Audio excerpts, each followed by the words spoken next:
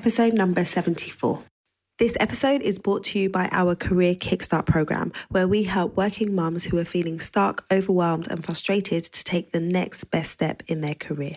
Figuring out your next career move can be tough, and when you add motherhood into the mix, well, things can get really complicated. So through our program, we help you to move away from being frustrated and overwhelmed to getting to a place where you are loving your work and life. If this sounds good to you, then head over to our website at www.lightboxcoaching.com and find out more information.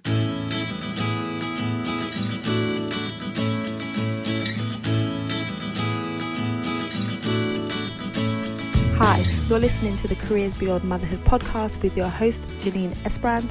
I'm here to help working mums like you to thrive in your careers and in motherhood. I share tips, strategies and inspirational conversations with awesome women to help reduce the struggle in your juggle. Time for a say, Mummy. Hello, and welcome to the show. If you are a new listener, welcome. And if you are a long-time listener, welcome back. I really appreciate you being here. I am not going to take for granted the fact that you're listening in because there's lots of other things that you could be doing. So I appreciate you spending the time with me today. The whole idea of this podcast is to help you to find career fulfillment beyond motherhood. And we talk all things careers and motherhood and how we blend the two. And it's always great for me to be behind the mic sharing with you on a different topic or speaking to an amazing guest. So the last few weeks for me have been pretty busy, a bit of a roller coaster. There's been lots going on. I've had speaking engagements in various places. I've had coaching clients. I've had my group coaching participants doing amazing things. I've had my prep for my TEDx Talk, which is happening in just a couple of weeks. So there's been a lot going on. But today I really wanted to talk to you about a topic that came up for me after attending the conference that I spoke at in Manchester a few weeks ago. It was such an inspiring event. There were so many women there from various different backgrounds that had so much to share. So the theme of the event was about empowering you to do what you do best. And there were women in the audience and also the speakers who had such incredible stories to share about how they had really gone for what it is they wanted in their careers. Many of the women who spoke had changed careers or made some kind of change in their career. There were men who spoke at the event too, and they shared their experience also. But what really hit home for me was the fact that so many people had varied career paths and had started off doing one thing and had ended up doing something completely different. And really hearing about their journeys and the courage that it took them to make a jump or take a leap or do something completely different, it was just really, really inspiring and empowering. So I guess the aim of the event was to help people feel empowered to go and take action. And that is absolutely what happened for me. And I'm sure many of the other people that attended. Now, I speak to a lot of women, many of my clients, many people that I speak to who would love to make a career change, who would love to do something different. It might be that they want to move into a completely different industry, or they might just want to do something different in terms of stepping up and moving to a different level of their current career. But what holds many of them back is the fear that it might not work out, or the fear that they will lose what they've already worked so hard to achieve. And I wanted to just share with you 3 tips around how you can make a successful transition. And this really comes from listening to the stories of all of the speakers at this event. So just to give you a bit of a flavour, there was somebody who spoke who was a BBC journalist who is now a motivational speaker and author. Someone else who was an Olympic athlete who is now a politician who sits in the House of Lords. Another person spoke who was a management consultant for a big organisation and is now a successful author. Someone else spoke about her experience from going from being a barrister to being a coach. There were just so many interesting stories. And I'm a sucker for a story. I absolutely love hearing about different people's experiences. So it was just really, really great to hear them. But it was also really good to see that many of them faced a crossroads in their career and a time where they had to make a decision as to which way they were going to go. But they did it anyway. They set themselves a goal, they decided on the direction they wanted to take, and they made it happen. Or they took a risk, or they took an opportunity that came up, and then that opportunity led them to the next step and the next step, which ultimately led them to where they are today. And one of the things I want you to realize is that you don't always have it all figured out, but sometimes you just know what it is you don't want to do. So if I just think about my career change journey, when I had my son, I decided that I didn't want to continue working in the same way as I was working as a corporate lawyer, working 16-hour days, working through the night.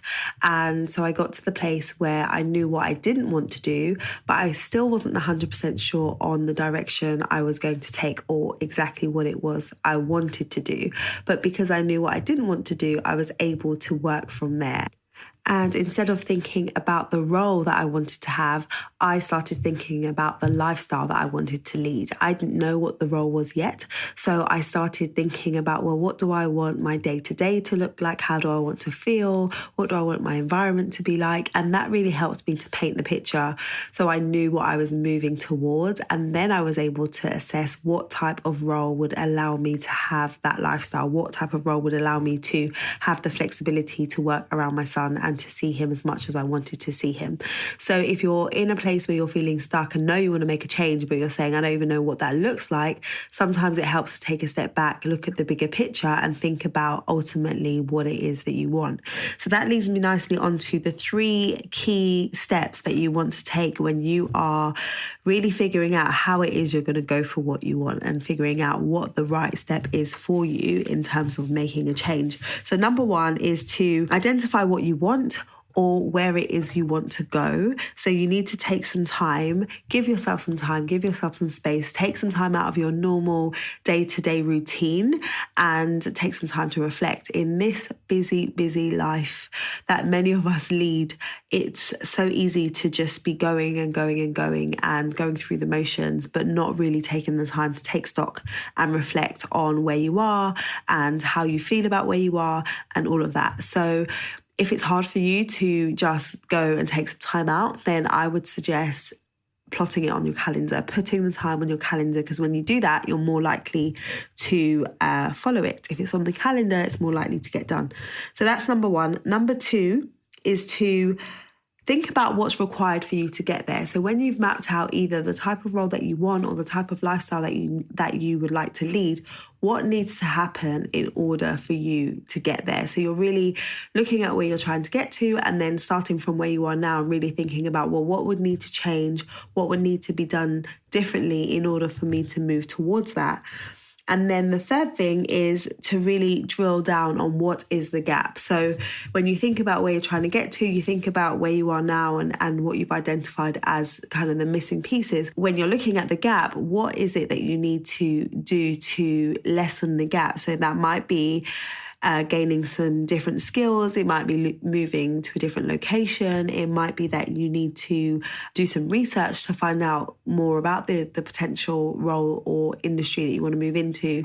There's going to be tasks that you need to do. So it's good for you to drill down and say, what is the gap? How can I bridge that gap? So that you have some tangible action points that you can take. And it's not always easy to do this by yourself, which is why many people will work with a coach who can ask the right questions to help really draw out some of those things for you so you can identify exactly what action points you should be taking to move you towards that goal of making that change and doing something different. So those are really the steps that you want to take. So to summarize, you want to identify what it is you want or where it is you want to go, what you want your life to look like.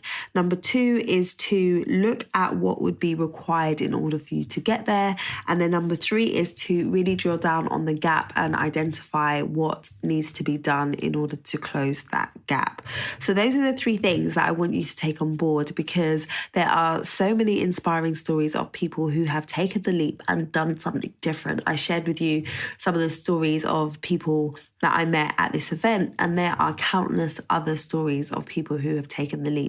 If you're feeling stuck for ideas and you are looking for some inspiration, I have put together a guide called the Flexible Career Options Guide, and it gives you different options that you might want to consider if you have trained in different industries. So if you want to grab that free guide, you can head over to bit.ly, so that's bit.ly/17 career options, and you can download that guide, and that can give you some inspiration to get started. All right, so that's all from me. If you haven't left a rating and review for this podcast, I would love for you to do that, because the more people that leave a review, the more people are able to find this podcast and join in the conversation. So please go and do that. I am always hanging out on LinkedIn and now Instagram. I'm loving Instagram at the moment. So come and connect with me over there, and I look forward to speaking to you next time. Until then, look after you and look after your babies.